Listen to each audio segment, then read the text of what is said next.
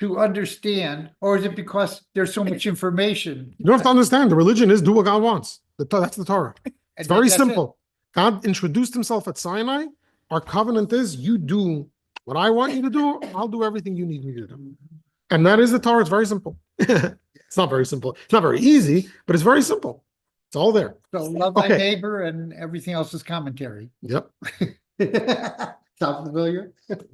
That's chapter 32. If for those who are watching, you can go back to chapter 32, learn chapter 32, and then it'll all be explained there. Okay. So we're going to start chapter 39 today. And before we get into it, just a quick question. Who do you think has more power? A person, a human being with a soul, or an angel? Or what? Or an angel? A human being with a soul. Why do you think so?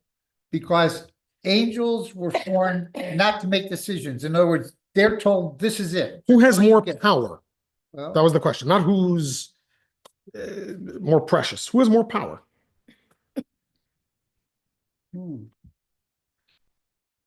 Then really, no. So from a elementary study, you would think an angel does, right? It says a doctor has permission to heal. And why? Because the doctor, angel Raphael, the angel of healing, accompanies the doctor. An angel has divine powers to do things, to perform miracles, to do crazy things. What can a human do? So there's a story, the Alter Rebbe, that there was once a Hasidic gathering, and one of the Hasidim asked his comrades, his fellow Hasidim, to bless him. He needed a blessing. I don't know if it was for health or for something else. And the Hasidim sort of laughed at him, like, who are we to give you a blessing? Go to the Rebbe. The Alter Rebbe overheard this, and the Alter Rebbe said, did you forget the note that fell from heaven? I don't know exactly what that means. That our teacher, the Maggid, told us that what a Hasidic gathering can accomplish, even the angel Michael cannot accomplish. In other words, sure, an angel can perform miracles. But a human being, if they tap into what makes them a human being, what you were saying, they can have even more power than an angel. Now,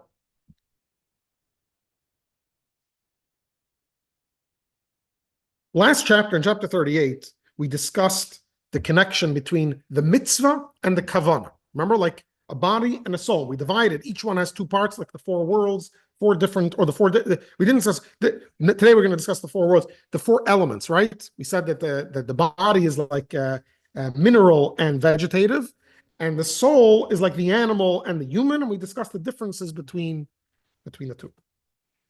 Today, this chapter, we're going to go a little more mystical, one of the more mystical chapters, although till the end of the first part of Tanya, there's a lot more mysticism than we've experienced up until now, although there's been a lot of Kabbalah till now, but not so clearly and not so much. We did mention the four worlds, right? We mentioned the four worlds a number of times. Today, we're going to get a little more into the four worlds. Today, we're going to address primarily the two middle worlds, okay? So if we divide the body and soul, or the mitzvah and the kavanah into four, so mystically we'll also divide them into the four worlds, which correspond to the four elements. And so we had mineral, vegetative, animal, which we called chai, living, and then human. So chai is literally what we call animals, chayot, right? One of the names that angels are referred to is v'ha'ofanim v'chayot hakodesh, the holy chayos, the holy animals. So one of the levels of angels is known as chayos hakodesh, also in Ezekiel's vision. Right? What did Ezekiel see in his vision? He saw a chariot, and what was on the chariot? Well, the angels with the six wings. Yeah, but what faces what were their faces? lion, Ox, an ox, human, and. a vulture, nesher, a vulture, an eagle. So wouldn't it make more sense to give angels human-like faces? Why are we giving them animal faces? Seems a little strange, no? Not only that, so we're sort of demoting them. We started off that angels have more power, seemingly have more power than humans. We learn from the Alter Rebbe that humans can have more power than angels. Not only that, we see in the prophets that angels are reduced to animals. Not only that, the prophet Zechariah said to the high priest that I gave you, and we mentioned this a few times, mahalchim, people that walk amongst the standing. And that was referring to humans amongst angels.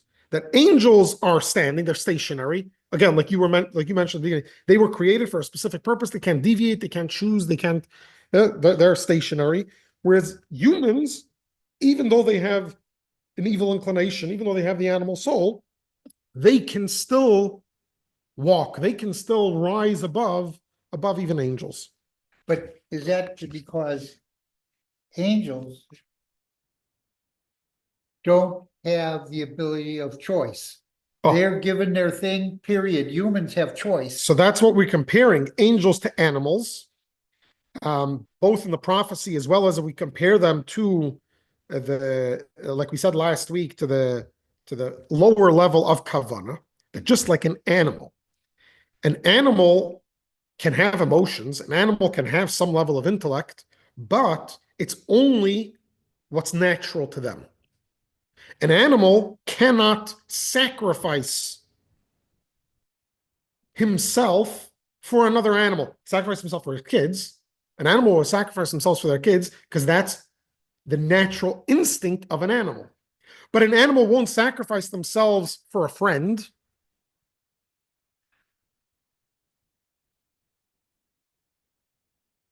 An animal will risk their lives to get food for themselves, not to get food and give it to someone else. To give it to their kids, yes, that's natural for animals.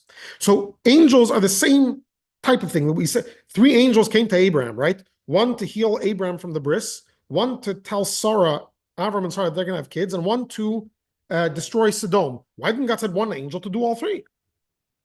So Rashi says because an angel can only have one task at a time. Yeah. One task at a time. Yeah. But one of the angels went and saved Lot. So afterwards, the task was able to switch. So why didn't God just send 2? 2 tables? I don't know.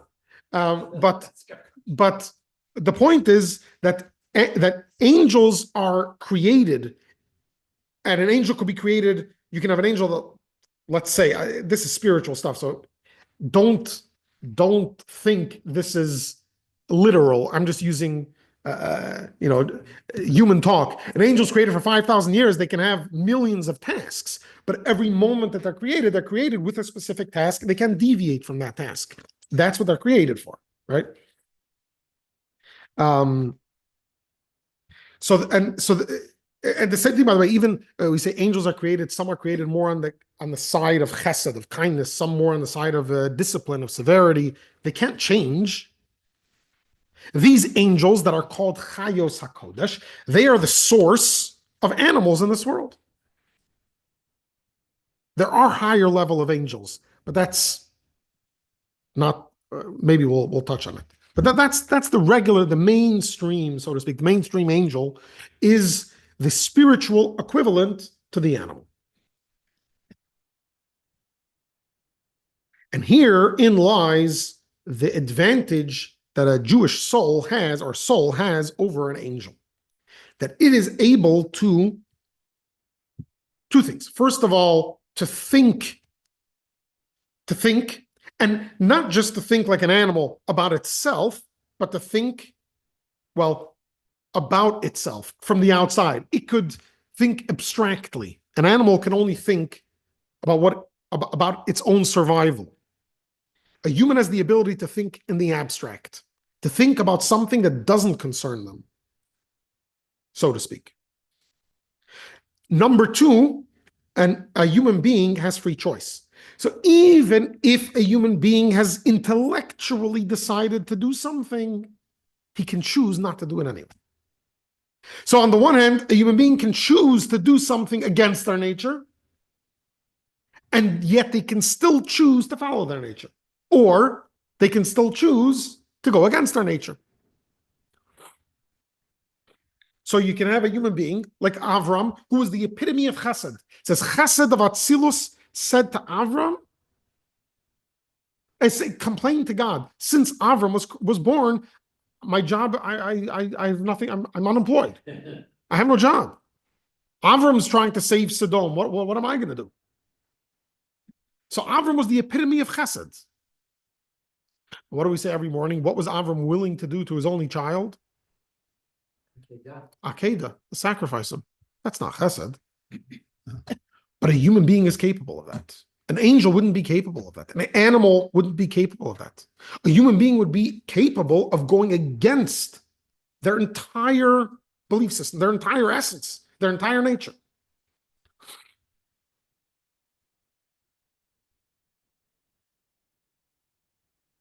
Person can start coming to Torah classes when they're 70 years old. Son of a gun. Right? That doesn't come natural, so to speak. There are some changes. For some, it might be easier than others. At some times, it might be easier than others. But it's much easier for a human being just to continue living the life you're used to, right? Okay, let's look a little inside. For this reason, too, as we discussed earlier about animals, the difference between animals and humans, for this reason, too. Oh, one second. Oh, never mind. It was Meir's teacher, but it wasn't specifically for me. For this reason, too, the angels are called chayot, beasts, and behemot, animals. By the way, in halacha and Jewish law, this is a tangent. In halacha and Jewish law, kosher animals are divided into two, behemos and chayos. Behemos are usually domesticated animals. Chayos are beasts, are non-domesticated animals. And there's a difference. The difference is a chaya cannot be brought as a sacrifice in the temple, only a behema. And there's another thing that, and if you've ever been at a kosher slaughter of chickens, there's a mitzvah that we do, and that is to cover the blood. When you slaughter a chicken, you take some earth and the sawdust or earth, anything, and you make a blessing. It's a mitzvah to cover the blood. You only have to cover the blood of birds and chayos, not behemos. So it's just, that's why he's using two different terms. They're both animals, just one is a beast is non-domesticated, chayos are non-domesticated, behema is domesticated. Yeah. And an angel, so that's the connection, the reason that the angels are called chayos and behemoths, as it is written, and an angel with the face of a lion is to the right. This is on the chariot in Ezekiel's vision, and of the divine chariot, and the face of an ox is on the left. For they have no freedom of choice. So why are angels compared to animals? For they have no freedom of choice between good and evil, as man has. And their fear and love of God is natural to them. They need not create fear and love of God through intellectual contemplation of God's greatness, as we discussed in Tanya. As it is written in Raya Mehemna, which is part of the Zohar, Parshas, in the Parsha of Pinchas. Because their fear and love of God are natural and instinctive to them. And so they are compared to animals. Therefore, tzaddikim, in other words, what's a tzaddik? A true human, someone who realizes their human potential every minute of every day, are on a higher level than them, the angels. The abode of the souls of tzaddikim is in the world of Bria, whereas the abode of the angels is in the world of Yitzira. Okay, we'll talk about that in a moment. Let's just quickly do this, although just the footnote here. This, not the footnote, the Alter Rebbe's footnote. This is so only in the case of ordinary angels. As I mentioned, that's the mainstream angels. There are, however, higher angels in the world of Bria whose service of God is with intelligent fear and love. But that's not the norm. It is written so in Raya Mehemna that we mentioned that there are two kinds of holy chayot, instinctive and intelligent. In other words, those whose love and fear are instinctive and those who create love and fear intellectually, as is also written in many times. So just like animals also have love and fear, but it's instinctive, humans can create a love and fear. The same thing is in amongst angels. Most angels are instinctive, like animals, even though there are some, but generally speaking, angels are animals, or compared to animals. Angels versus like the archangels. Not even arche. Anyhow, it's Kabbalah. Okay. We're not getting into that.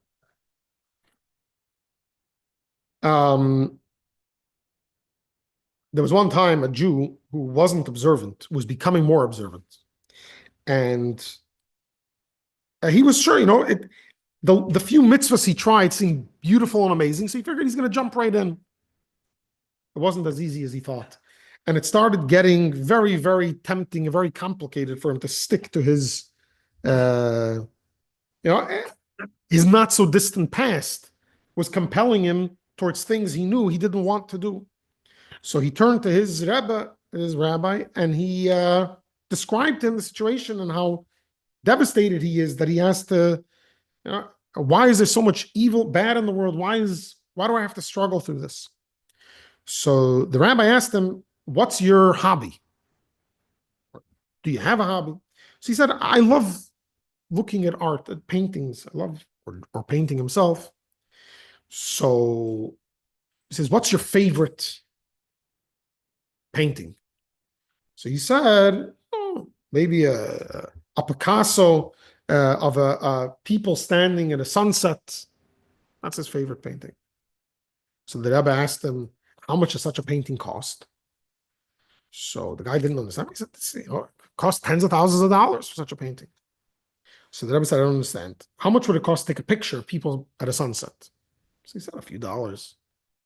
He said, so why would a painting, which is less accurate than a picture is 100% accurate, painting is less accurate, why would that be worth so much more than a picture? Feeling. Oh, when you paint something, you're looking, if you see a painting, you don't just see the scenery, you see the soul. What the artist was trying to convey in this painting, what they were feeling at the time. That's what you pay for. You don't pay for just now modern art. Maybe you do. I don't know exactly. But even modern art, I think that proves the point. What are people paying for? There's no scenery to pay for. It doesn't even look nice to the average person. So what are they paying for? Apparently, people can see expressions in the art. Right? That's what you're paying for. You're paying for the artist expressing himself in the art. If this was all easy for you, you'd be an angel. What would be the big deal? God created us with an evil inclination, with an animal soul, to make it a painting, to make it worth tens of thousands of dollars. And it shouldn't just be worth a few dollars. An angel's worth a few dollars. So in this metaphor, obviously. Okay, before we continue, we're going to spend a few minutes in Kabbalah. We know that there are 10 sefirot. Can I use that term, 10 sefirot? Okay. 10 sefirot are almost like spheres, but they're 10 sort of attributes, although we use the term attributes when we say that our soul is comprised of a parallel 10 attributes. By God, you wouldn't necessarily say attributes, but so 10 sefirot. However, there's 4 general worlds. Those 10 sefirot exist in each of the 4 worlds. Now, when we say 4 worlds, we don't mean different places. We mean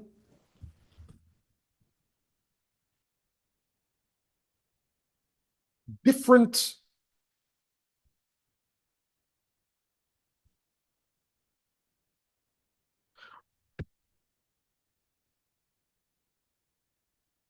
I'm thinking of a metaphor, and this is actually the right metaphor. What you were all thinking right now is different than what I was thinking. I blanked out for a second because I'm trying to think of a good metaphor for what we just said.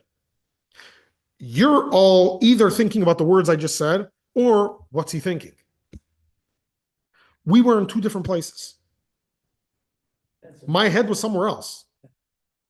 Now, not in a distant place because we're all thinking about the same subject. But if the students were children, I would have been in a totally different world than they would be. And yet we're sitting around the same table. That's what it means, different worlds. When we say the neshama goes to paradise after a person's death, the neshama goes to Gan Eden, to heaven. Where's heaven? It doesn't go like geographically 1,000 miles away. The soul is right here. But it's on a different plane. It's in a different plane of conscious. What happens on a yahrzeit when you light a candle, when you say Kaddish? You get out of the surroundings. You rise up to a level where you become closer to this. You feel the soul more because you're closer to their world. So when we say there's 4 worlds, again, it's not a geographic. The spiritual worlds are not things. They're not physical things. This is what we mean. You say, let's say Moses, he was a neshama of Atzilut. We'll soon get into the 4 names of the worlds. But we're all neshamas of Asiya, of the 4th world. Moses was a neshama of Atzilus. Yeah, but he was in the world of Asiya. Yeah, but he wasn't here. He didn't see the same things we saw. Now, he didn't see the wall. Of course he saw the wall. But what did he see in the wall? To him, he saw God's word creating the wall. So he was in a different world. But he was right here. Even when you're studying Hasidus, when we study Tanya and we spend an hour talking about how this is really, there's a spark of God that's making this microphone exist. And we get so involved that when we look at it, we suddenly start thinking about God. So now you're in a different world. You have risen above the world, the physical world we live in. But you're in the same place. Would that be like an alternative reality? Yes and no, and perhaps not in the conventional way you think. But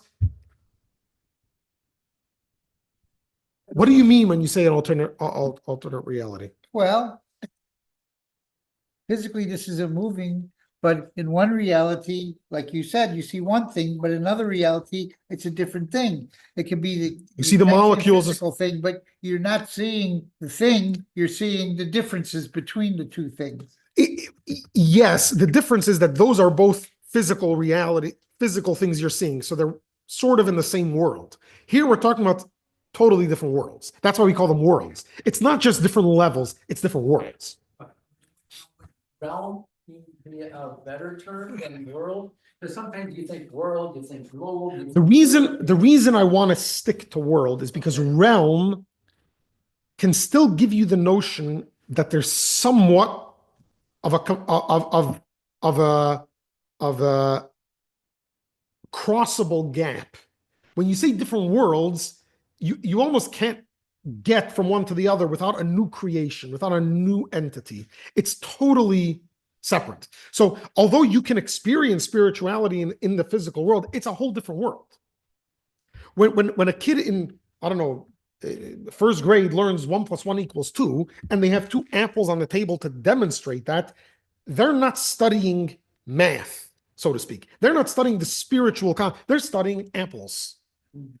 After a few weeks of studying it, when they get it, that it's not 1 apple and 1 apple = 2, it's 1 of anything and 1 of anything = 2, then it becomes a spiritual concept. Now it has risen to a different world, almost. Even though 1 is also a creation within a physical context, right? So we'll stick to worlds, but yeah, realm could mean the same thing, level, sphere, these are all. Talk about worlds apart, that's another term maybe that.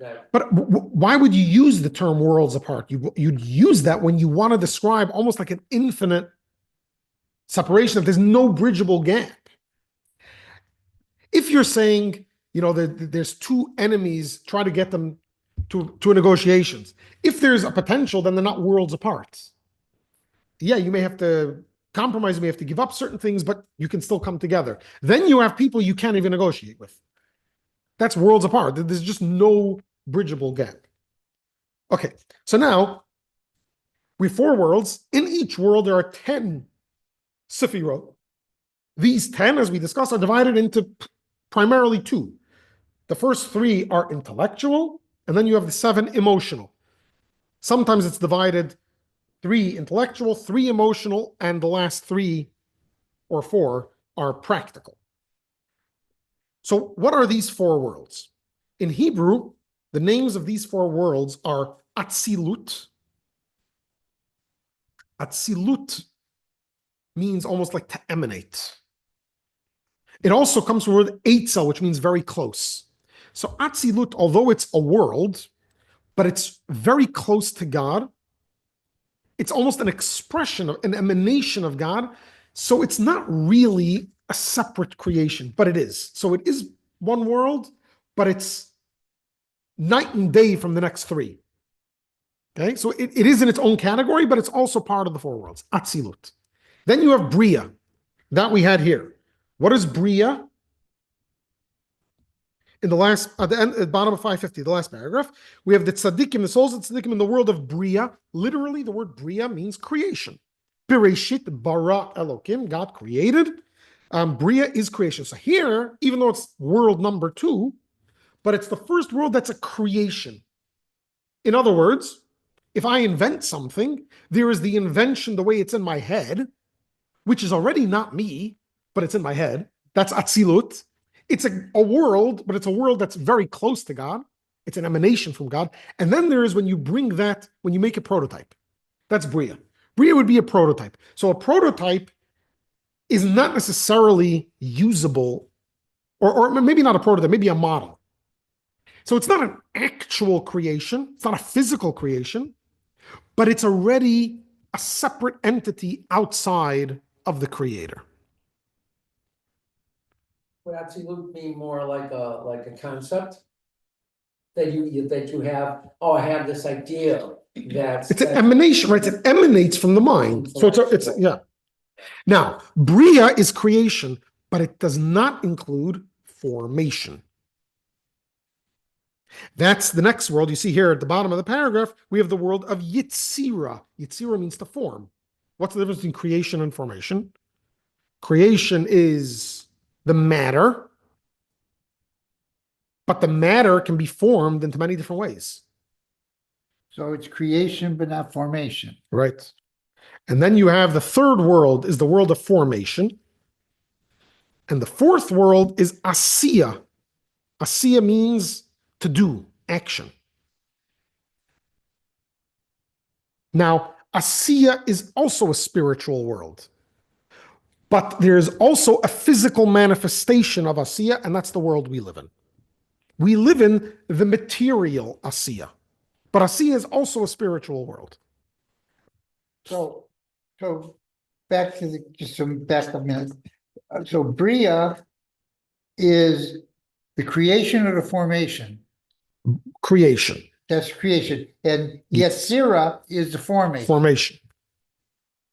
Now, Bria, because it's creation, it's already not God, so to speak. It already is outside of God. However, it's very close to God. It's not formed in the way, so it's a majority divine, a majority godliness. In the words of Kabbalah, it's a majority good. Yetzirah, the world of formation, now you have like an independent entity. It has its own form. So this is already half-half. Asiya is where independence sort of comes in.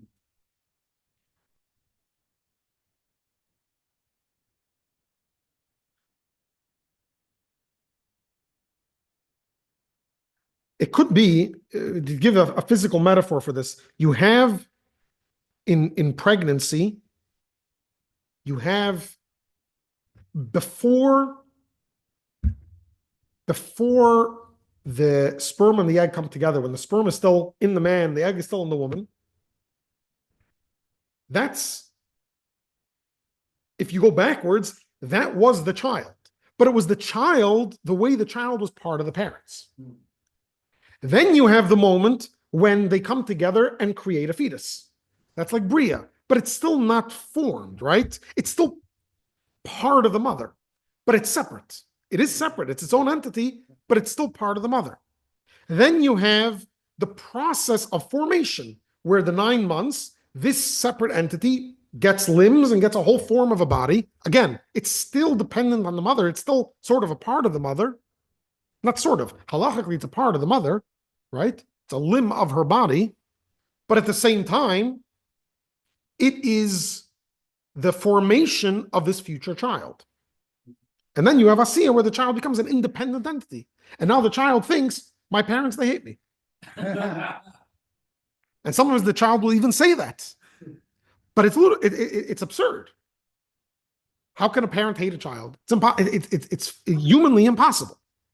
They may be annoyed, they may be upset, can't hate the child. It's like hating a part of yourself. Now, unfortunately, in the world we live in, it is possible to hate people hate themselves, but they don't really hate themselves. They hate who they think they are, or who they think other people think they are. They don't realize their real potential and who they really are. We say this, by the way, every morning in the morning prayers, right? So the first thing we say in the morning is Modani, right? But that's before we wash our hands. There's no, God's name isn't in there.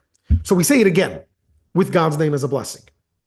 The first thing we do when we wash our hands, we say Al Netilat Yadayim, because it's a mitzvah, it's a rabbinic mitzvah. We say Al Netilat Yadayim. Then we say the blessing for going to the bathroom, Asher Yatzar, right?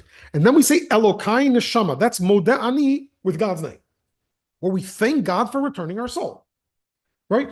That's the blessing. We bless God who gives back souls to dead corpses. Because during the night we were lifeless, and now God gave us back our soul. So how does the blessing? It's not Modani with God's name.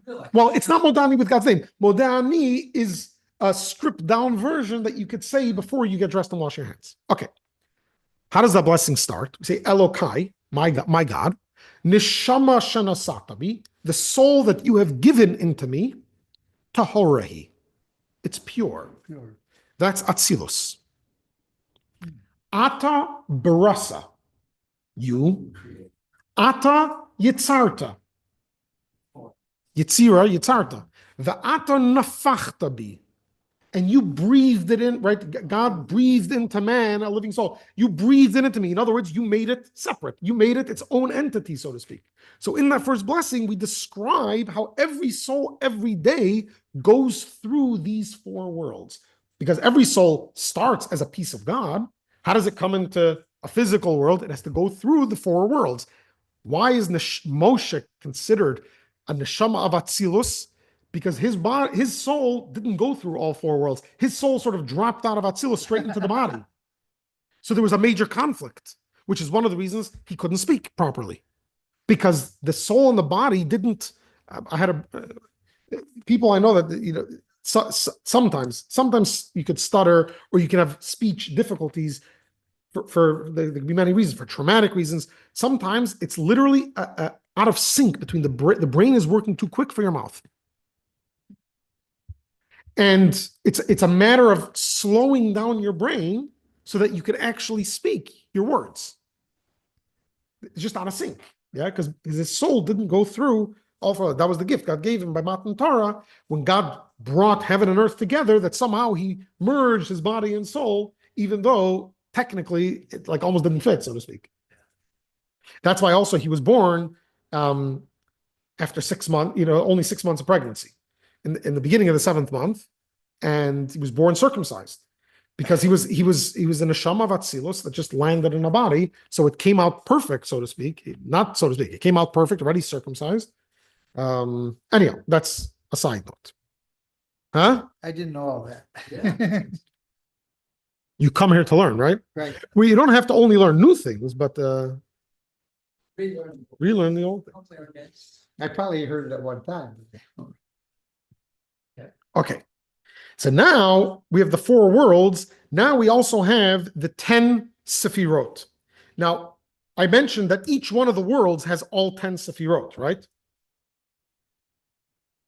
But then also, you can divide 10 Sefirot into the 4 worlds, where each world some of the Sefirot are primary. So Chachma, remember, Chachma is when we come to intellect, Chachma is like the lightning bolt, but it's like the seeds of the wisdom. It's not yet developed. It's just the flash that goes on in your head. It's still like a real part of you. It's not yet developed. It's not something you could share with someone else. You may not even be able to explain it to yourself, but you know it works and you know it's there. That's Chachma. That's Atzilus. That's a part of God, so to speak. It's one with the essence. But you know there's something there, there's potential. Bria is Bina. Bina is where you take that potential and you start giving it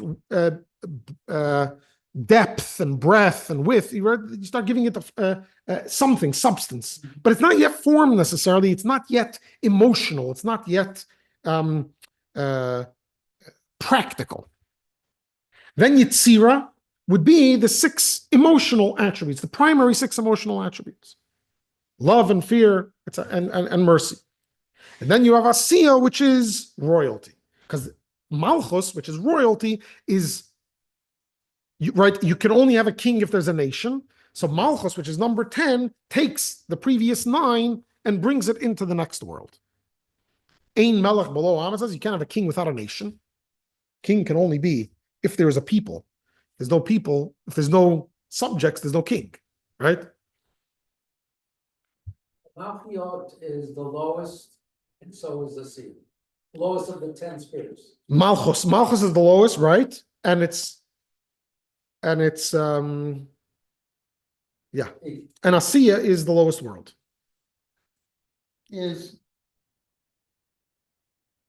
What is the true definition of Partsufim? Is that they're using it here like you're using world, the 4 Partsufim. So there it's 4 types of angels, 4 faces. Because it uses the same things after that. Where do you see Partsufim? On page 552. Okay, we didn't get there yet. Yeah. Okay. 1 second. Okay. Yeah. So angels, we said, are primarily in the world of Yitzira, right? That's what we said at the end of 550. That angel tzaddikim are in the world of Bria. Angels are in the world of Yitzira, because Yitzira is already a formation. Yitzira is already, there's a certain form. You can't change that form. That's angels. Whereas if you want to be able to change something, you want to get the matter without the form. If you Yeah. So for example, if you want to make your own Lego creation, what would you prefer? To buy a few sets of Lego and try to pick pieces, or to go in to a blank slate and pick the pieces, like the organic pieces?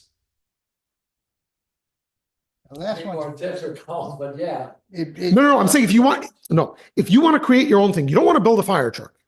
You don't want to build a fire truck that they gave you. You want to build a fire truck that's unique, that's different than the fire truck. You want to build a fire truck that can also act as a police car and an ambulance and a helicopter and an airplane. All 5, right? So you can buy 5 different sets and sort of pick the pieces from all 5 to make this one, I don't know, the unicorn type of creation. Or you could go into the Lego headquarters and say, I want this piece, I want this piece, I want this piece, I want this piece. Or you get plastic and make a 3D printer out of it. Right. So each one's so Yitzira is a world where formed creations exist. There's angels, they're formed in a certain way. You can't change them. Bria, in creation, there's matter, but it's not formed yet. So it's like putty, you can form it however you want to. That's like the soul of a tzaddik. The soul of a tzaddik, or any soul, has the potential that even if it thinks it's formed in a certain way, and even if it feels it's formed in a certain way, and even if it really is formed in a certain way, it could still intellectually change the way it thinks. And even if it can't, or even if it's difficult, it can choose to act differently than the way it thinks. That's Bria. That's where it's not yet formed. There's still plasticity. You could still move things around. Okay, let's look inside here in time. The difference between Bria and Yetzira is as follows. Page 551 after the second last paragraph. The difference between Bria and Yetzira is as follows. In Yetzira, only the midot, these are the emotional attributes of the blessed Ein Sof, radiate. Even though all 10 are there, what's radiating, what's the primary, is the emotional attributes. In other words, only the sefirot of chesed, kindness, gevura, severity, etc. Meaning, the love of him corresponding to chesed, dread and fear of him corresponding to gevura, and so on with the other four midot. As is written in Tikkunei Zohar and in Eitz Chaim from the Arizal, that the 6 sefirot, in other words, the 6 midot from chesed through Yesod, nest in other words, pervade the world of Yetzira. Okay? This was the Kabbalistic element of it. Now we'll get back to your question in a moment. Therefore, page 553, therefore, this is the service of the angels whose abode is in Yetzira, as mentioned above, constantly, never ceasing day or night, to stand in fear and dread of God. If you're an angel from the left side, this refers to the entire host of angels under Gabriel, which is on the left. Left represents the midah of Gevura, which evokes fear and awe. Therefore, all these angels stand in constant fear of God, day and night. The service of the host of angels under Michael, on the other hand, is love of God. They stand in constant adoration of godliness corresponding to the midah of chesed and so on. So again, in the world of Yetzira, you've got angels. They are created in a certain stature, and that's the way they are, day and night. And that's why that's the world of angels. But in the world of Bria, radiate not the emotional attributes, but the Chachma, Bina, and Das of the blessed Ein Sof. In other words, the upper 3 sefirot, Chabad of Atzilus. Right? Chachma, Bina, and Das is Chabad of Atzilus, which are the source of Midot and their mother and root. Right? Because they give birth, your intellect can give birth to a new emotion. As is written in Tikkunei Zohar, that Ima Ila'a, literally the supernal mother, which is the Sephira of Bina, described as mother of the world of Atzilus, nests or radiates in the throne, meaning the world of Bria, with three Sephirot of Atzilus, Chachma, Bina, Das. So Chabad of Atzilus goes into Bria, nests, in other words, gives birth to eggs, but they're not formed yet. Yetzira is where they develop, where they become angels on the right side or angels on the left side, angels of love or angels of fear.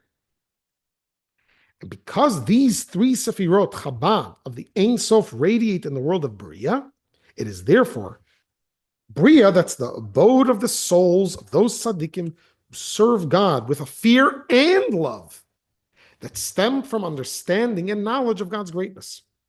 Right? A person naturally either is prone to love or fear. How do you have love and fear? Through intellect. Through intellect, you create both. This love being called Re'uta Deliba, literally the heart's desire. In other words, a desire created by intellect, as opposed to desire that transcends intellect, as mentioned above. And from this Re'uta Deliba, which is the heart's desire, a garment is formed for the soul in the world of Bria, which is the higher Garden of Eden, as will be discussed further and as it is written in the Zohar, Parshas Vayakel. The lower Garden of Eden is in Yetzira, and the higher Garden of Eden is in Bria. So even souls of non-tzaddikim, which usually are in the lower Gan Eden in Yetzira, it says on Shabbos, they elevate to the world of, to the higher Gan Eden of Bria.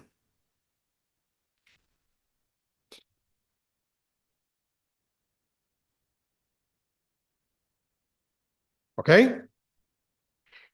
Until here, we were talking about the souls of tzaddikim and angels. What about the rest of us? Where do we fall? So, also between the regular souls and the souls of tzaddikim is the difference like Bria and Yetzira. Let's get a little more mystical here. Not more than before, but just continue on the mysticism trail. We all know, or we've heard, that the soul, the neshama, has 5 names. You know their names? Ruach, Ruach, Nefesh, Nefesh, Neshama. Neshama, Neshama. Chaya, and Yechida. Now, Nefesh, Ruach, and Neshama are all in Scripture, right? It says in Bereshis, it says, "Vayehi ha'adam lenefesh chaya." Man became a living soul. Okay, so nefesh is used in the creation of man. Then it says God breathed into Adam. You know the Hebrew term vayipach ba'apav nishmat chayim, a neshama of life. So we have in Genesis 1 and 2, we already have the human soul being referred to as nefesh and neshama. It also says kol asher nishmas ruach chayim ba'apav. The neshama ruach, a living spirit, is in his nostrils. Okay, so we see in 5 books of Moses, the human soul is referred to as nefesh, ruach, and neshama. Now, also chaya, nefesh chaya, right? Nefesh chaya. Okay, yechida is only mentioned twice in Psalms. It's not mentioned in the rest of Tanakh. Why does a soul need 5 different names? Why does Hebrew need 5 different ways of describing a soul? The different parts of it, like going through the different worlds. Very good. So nefesh is asiya, is the lowest world. Asiya, malchus. Ruach, spirit, that's the emotions. Neshama is the intellect. Chaya is will. A person's will comes from their essence, right? Sometimes you desire something that's not necessarily intellectual, right? It's just a person says a person by nature wants a home, wants to own his own home by nature. Every person wants it. Where does that come from? What's wrong with living with your parents or living with your neighbors? For some reason, God created us with this will. Does it make sense? Not always. And then there's Yechida, that's the soul itself, without any descriptions, so to speak, like Atzilus, or even higher. So a tzaddik has access to all 3 levels. Nefesh, Ruach, Neshama. Chaya, Yechida. Chaya comes Shabbos and holidays, and Yechida and Yom Kippur. But what part of the soul manifests in our bodies? So for tzaddikim, it's all 3. Up to the level of neshama, because they're in charge, even of their intellect at all times. They're constantly living a life based on how they understand to serve God. Now, you have neshama. You also have tzaddikim that didn't rise to the level of neshama. They rose to the level of ruach, and their whole MO was more emotional, inspirational, not so much intellectual. But the average person is nefesh. The average person, every person has, remember we discussed in Tanya, if you don't have the ability to create a love to God intellectually, you can tap into the natural love that exists in every Jew. And we have free choice. Even if we don't love God, we can still choose to do whatever God wants. That's nefesh. That's action. Every Jew has access to that. Whether you get in control of your emotions, that's already a tzaddik that rises to the level of ruach. And if you're a tzaddik that rises to the level of neshama, you have control even of your thought processes. So every person also has different levels between Yitzi in Gan Eden, right? In souls above, there's differences between the souls of Yetzira and the souls of Bria. Just like we said, there are angels in Bria. There are souls in Yetzirah, the souls that haven't risen to the level of intellect or emotions.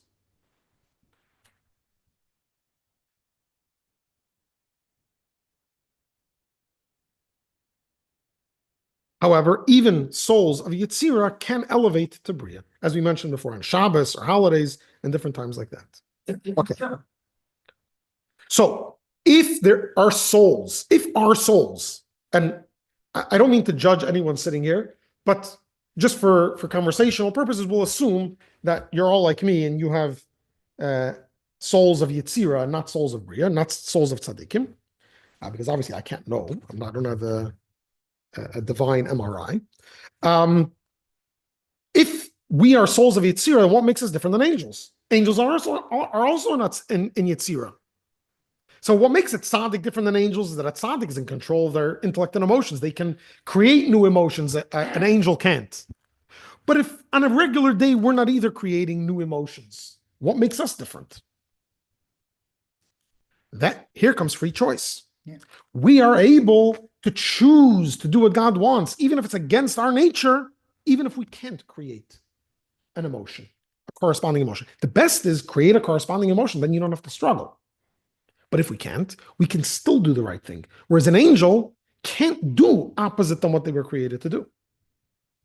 We were created to be selfish. We were created with a physical body and an animal soul. That is a recipe for selfishness. That's how we were created. God gave us a divine soul. That divine soul gives us the ability to choose it, but naturally we're more inclined to selfishness. We could spend our lives studying Chassidus and meditating and creating an understanding how really the body and the animal soul are there to help us serve God. We could do that. But until we get there, we have free choice. We can choose to overcome that, to go against our human nature. This is people will say someone commits a crime. They were born like this. They can't control it. And there are other people that were born like that and they control themselves. You could control it. Lock yourself up. Take medication. I don't know, do something. Everyone could control it. You may not be able to change your nature. You can control it. Put guardrails in place. Hire a security guard to keep you handcuffed so you can never beat anyone up. You could do that. Sure, it's not comfortable, but you could do that. You have control. So we have freedom of choice. Tzaddikim have freedom of choice, but they don't use their freedom of choice. So, They only do one thing. are you saying once they become a tzaddik? Right. Fine. So first of all, they still have freedom of choice. We know that there have been They tzaddikim could that have. go against. So of course, but so then you're right. Their service enters a different world. We don't have access to that world. The Alter Rebbe did write a book for tzaddikim, but we don't. He burned it. It got burned. We don't know what that service is like because I'm not a tzaddik. So I don't know, but they also work. However, in chapter 15, I don't know if you remember, the Alter Rebbe compared the service of tzaddikim to someone who doesn't serve God because he's not struggling. So in a certain sense, in this sense, the neshama has an advantage. The neshama of an average person has an advantage over the neshama of a tzaddik. The neshama of a tzaddik can reach much higher. Okay, let's it's already 11:32.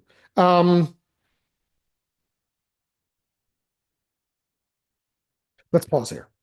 Let's pause here because it'll take me more than 2 minutes and I don't want to go too late. Okay, so we're in the middle of 553. We'll continue 555. Yeah, sorry, I went back. Okay.